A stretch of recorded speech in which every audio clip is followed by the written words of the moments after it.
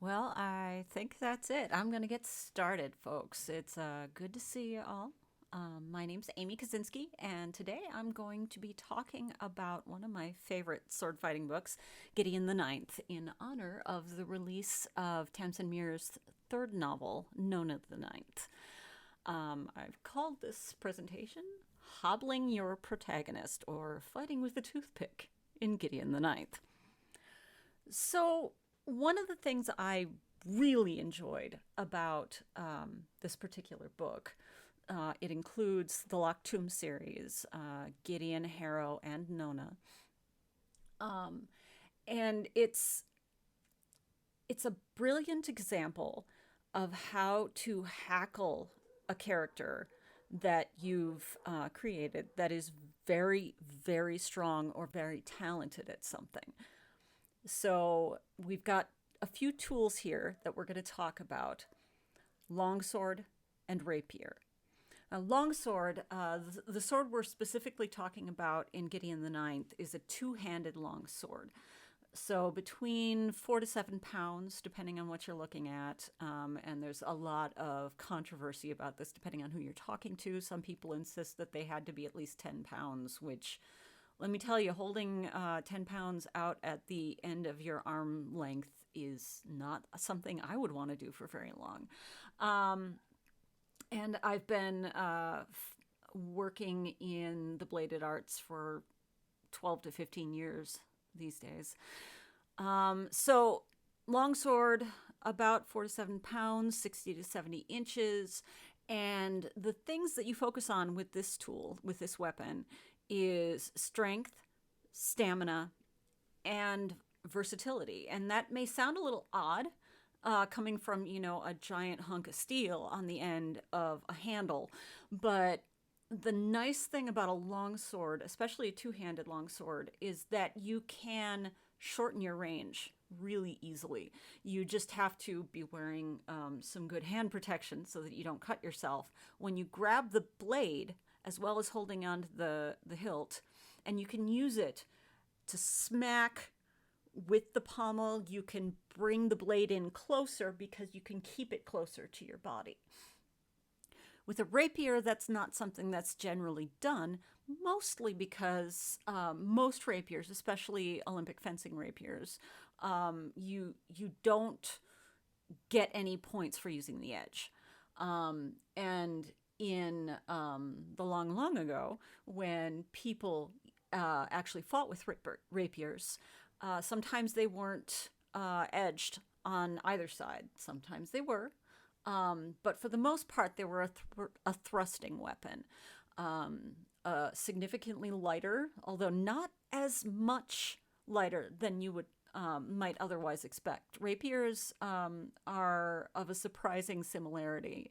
Most of them, if they're smaller or shorter, they'll be about 2 pounds, but an average one is 3.5.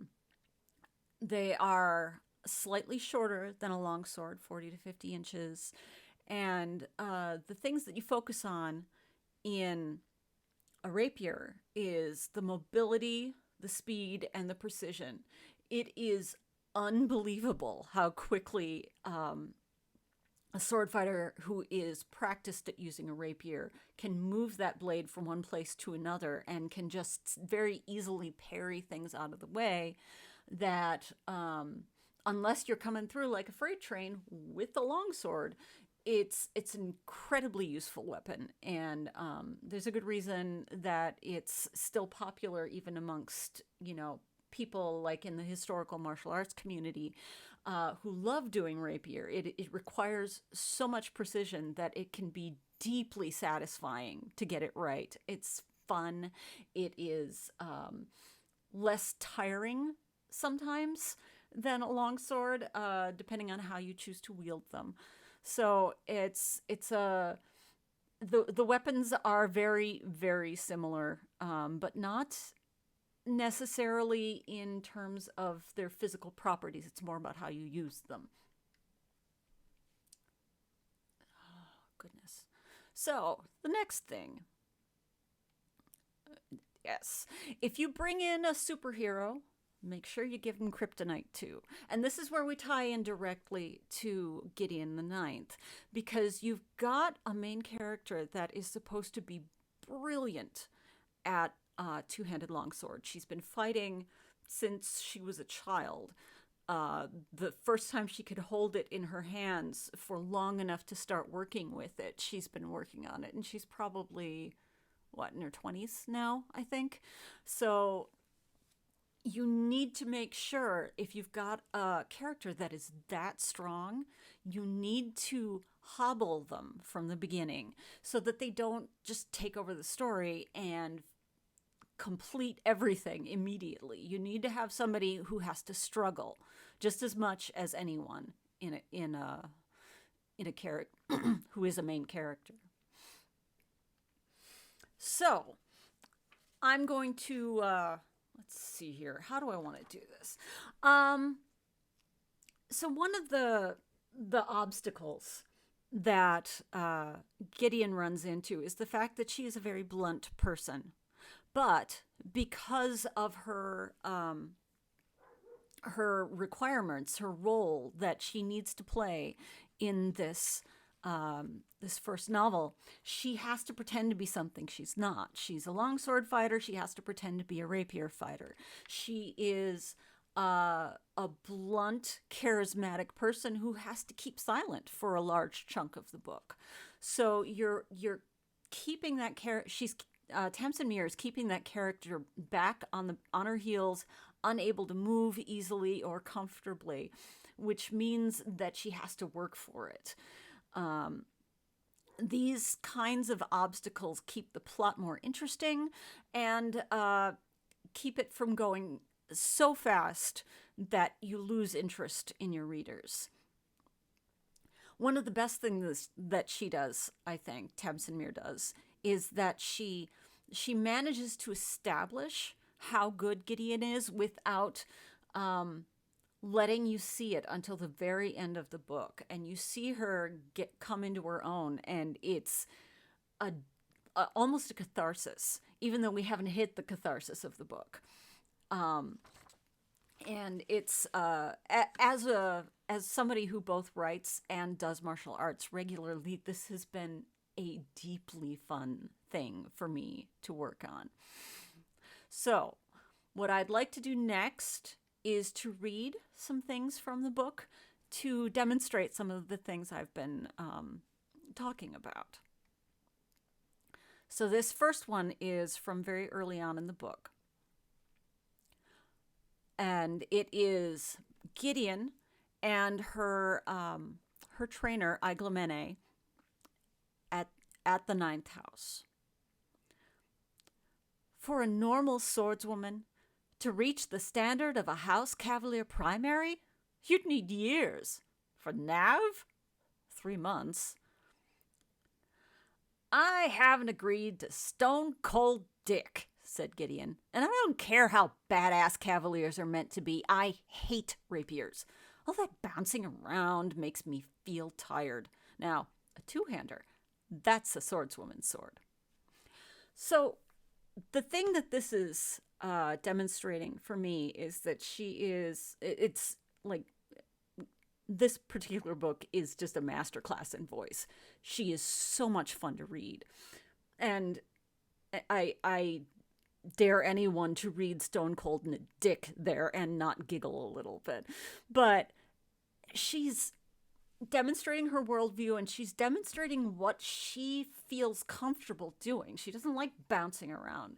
And I can tell you, I have taken a rapier class or two, and there is very little in the footwork and the stance that is like using a single-handed or two-handed longsword.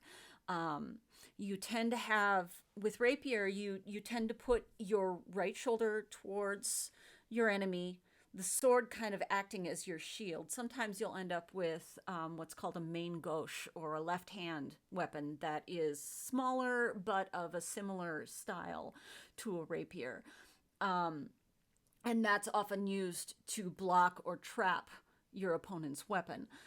But you generally, when this in this book, Gideon does not have a blade on her left hand. She talks about having to hide her useless left hand, and it drives her crazy. And it would drive me crazy too, because I have, as a person who does Filipino martial arts, I'm very used to using this left hand as a tool. I don't use it for balance. I use it to trap. I use it to block, not necessarily with my arm. I stop the opponent's weapon just by stopping their hand. But rapier does not come naturally to me. So it makes perfect sense to me how they're talking about how she regards a rapier. I will absolutely admit that I have a similar bias, even though I know in my heart that a rapier is a fantastic weapon. Moving on to the next excerpt. This is her first series of training sessions with her trainer to learn how to fight with a rapier. She spent 6 hours a day learning where to put her feet when she wielded a one-handed sword, where to rest what seemed to her to be her useless, unused arm, how to suddenly make herself a sideways target and always move on the same stupid foot. At the end of each punishing session, Aiglamene would take her in a one-on-one fight and disarm her in 3 moves. "Parry, damn you, parry," was the daily refrain. "This isn't your longsword, Nav. You block with it again and I'll make you eat it."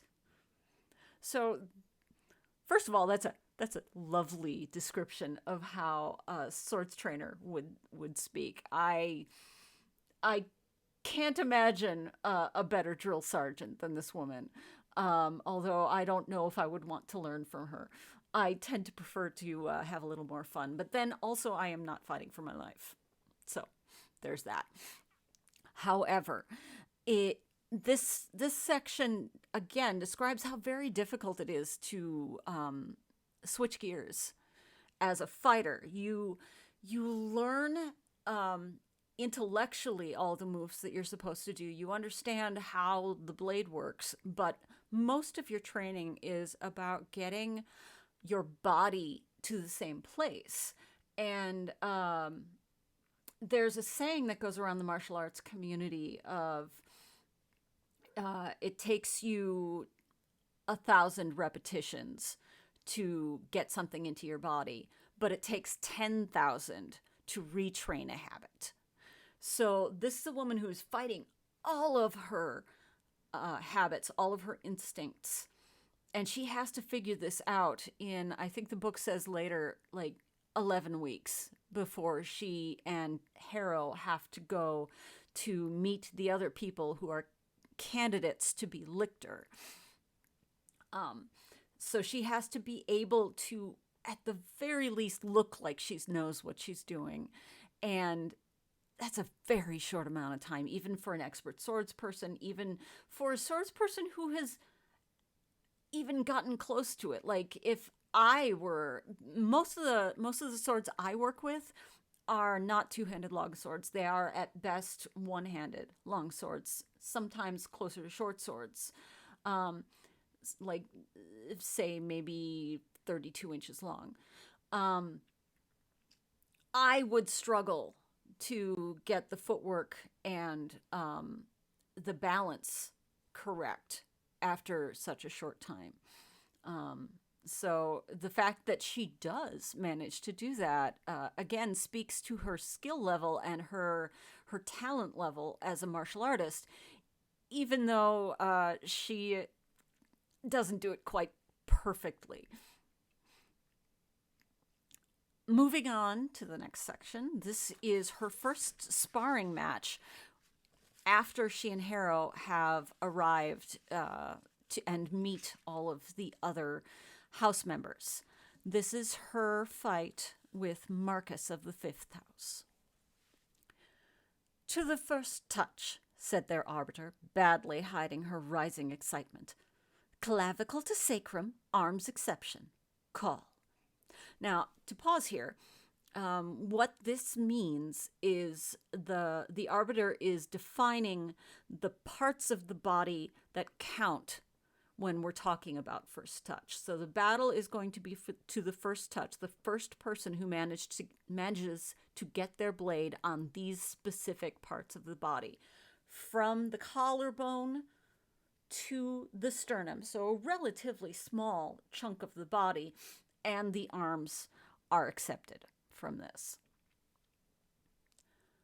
What happened next was like closing your eyes in a warm and stuffy room. The first feint from the fifth house was the heavy drowsiness that filled the back of her head all the way down to her toes. The second, the weightless lull of the skull to the chest. Gideon tucked her offhand behind her back, said to herself, "Stop blocking every blow," and did not even bother to parry.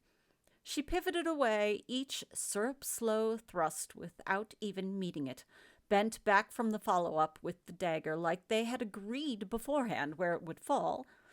He pressed his quarter, trying to force her, and she very gently folded his sword to the side with hers, contraparried. The point of her black rapier flickered like paper touched with the flame and came to rest a quarter inch away from his heart, making him stutter to a halt. So what we're seeing here is somebody who takes on someone who is very clearly taking it easy on her. He says syrup slow in part of the scene that I did not excerpt. He talks about, "I'll take it easy on you," right? And it's hard to tell exactly why, partially because Marcus is a nice guy, but also because he seems a little scared of her and he doesn't know what to think of her. So he feels perhaps that if he takes it more slowly, he won't be quite as embarrassed, which clearly is wrong. If they had any idea how little time she had spent training with this weapon, he would be deeply embarrassed. But it is one of the things that, as a martial artist, I have experienced is that when you are really in the zone, it feels like you know exactly what's coming next. You're working with somebody, especially somebody who's taking it so slowly with you.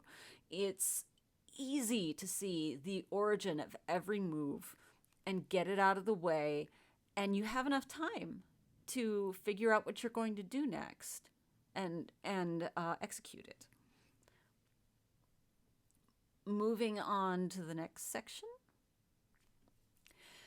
In the first 10 seconds, Gideon had known that the fight with the fifth house was hers to lose.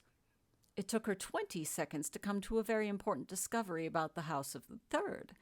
It valued cleanliness. Every twitch of the sword was a masterpiece of technique. He fought like clockwork, inevitable, bloodless, perfect, with absolute economy of movement. And that is a perfect description of the platonic ideal of a rapier fighter. Someone who is incredibly precise, knows exactly where they're going and how to move their blade. It's these tiny, tiny muscles in your wrist that, as somebody, if somebody is used to fighting two-handed broadsword, that's not the muscles you focus on. It's more about your shoulders and your arms and not as much about the wrist. Rapier is almost entirely in the wrist and the forearm. And it is one of the things that makes her fail at this particular battle. Stop blocking every blow, her brain told her. And here you see, just with that one line, you can see her realizing that she's falling back into her longsword habits because she's feeling pressed and potentially a little overwhelmed by how good he is. But then he did something perfect. It was probably recorded in some shitty 7th style swordplay book as 2 crows drinking water or the boy strangles the goose. He pivoted her sword downward with his three-bladed knife, jerked the wrist of his rapier hand forward, and flicked the black blade of the ninth from her grip. It clattered to the worn-out flagstones and was still. Jean-Marie gulped off a yelp in the background. Her heart trickled like prayer beads sliding down a string. Nibirius stepped out of his lunge and smiled that irritating smile again. "You cut too much," he said. He did not smile when Gideon unwound her sword arm from his rapier in a swift wheel of movement, ducked forward, and punched him in the solar plexus. So here, again, we see someone who is used more to a fight in which brute strength is useful. And also that doesn't always obey the niceties of a very formalized duel and formalized style of movement. Yes, absolutely surprised Nibirius. It's great. She is disarmed, but she's not, by her rules, at all out of the game. And especially when he just steps out of his lunge like, "Oh, I'm fine. Everything's fine. I kicked your butt." She has the opportunity right then and there to free herself and go after him, because from all she could see, she didn't get touched. She just got disarmed, and that's not the end of the fight. It shows her worthiness as a real fighter, as opposed to somebody who really enjoys the more formalized methods of fighting. The way that Nibirius fights is very much closer to points fencing than it is to actually fighting for your life, say on a battlefield or in a real duel where death is involved. And this last one is near the end of the book, and I don't believe I'm letting anything out, but it is an older book, so hopefully nobody's going to be angry about spoilers. This is when Gideon has finally gotten her groove back. Gideon the Ninth charged. Cytherea went straight for her heart. No foreplay, but this was a Gideon who had trained with a double-handed sword since before she could even hold the damn thing. This was a Gideon who had lived her entire life behind the hilt of a two-hander. No more playing around with dodging and ducking and moving away. It was her sword, and the power and strength and speed that Aglamene had been able to realize in her. She met Cytherea's water-smooth thrust to her heart with an upward cut that flung the lictor's rapier's point skyward and ought to have knocked it clean out of her hand. She stopped thinking about the pain in her knee and went back to being the Gideon Nav who had never left Drearbur, who fought like it was her only ticket off-world. The lictor danced out and in again, close quarters, trying to slide her sword under and around Gideon's own. Gideon knocked the thing to the ground, the rapier scraping the flagstones with an awful screech. Cytherea retreated prettily, and Gideon smashed her guard and followed through with a huge, perfect overhand cut. And for me, this scene was, it's like seeing somebody finally come into their own. The scene in a movie where your main character finally takes charge of the skills that they know they've always had and weren't able to see. She doesn't play Cytherea's game. Cytherea, who is using a rapier, she doesn't play the rapier game. She plays the game that she knows how to play. But there's the lovely line in here where she says it was her sword, and the power and strength and speed that Aglamene had been able to realize in her. So, to me, that's her saying that despite the fact that she did not enjoy fighting with a rapier, she got a lot out of it. And it's absolutely true that if you want to learn precision, if you want to learn speed, you absolutely need to at least train with a rapier and learn how to use the tinier muscles of your body to put yourself exactly where you want to be, rather than coming in like a bull in a china shop and hoping you hit the right target because you hit everything around it as well. So it is, as a reader and as a writer, this scene was great for me. um I was right there with her, and I enjoyed every little moment of it. So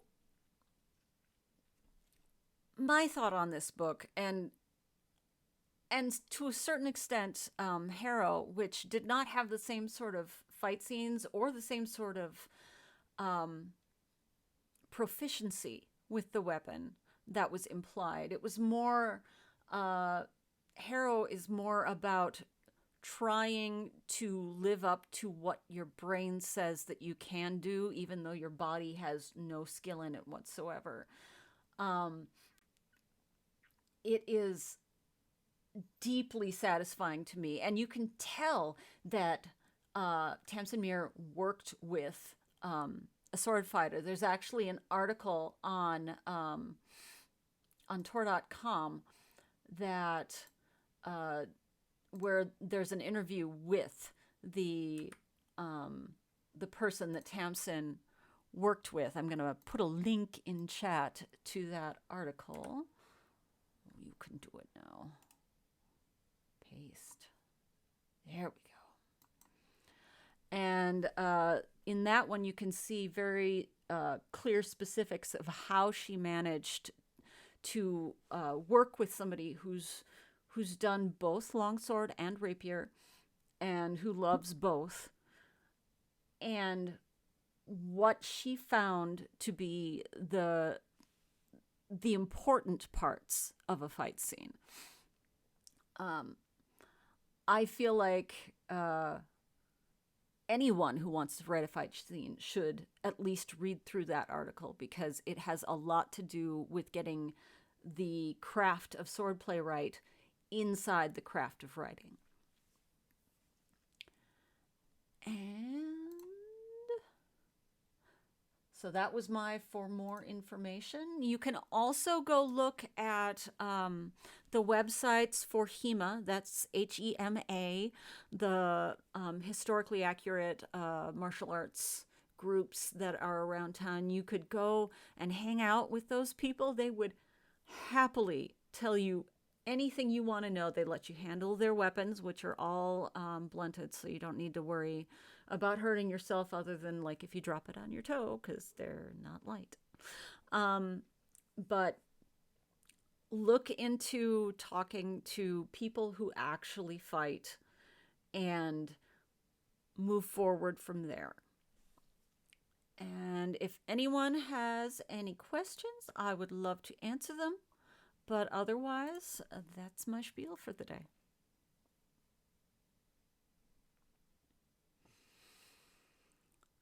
Never hurts to have a day where I'm forcing myself to read a book I really enjoyed the first time around. Not my least favorite day at all. Thank you very much, folks. I'll see you next time I do one of these.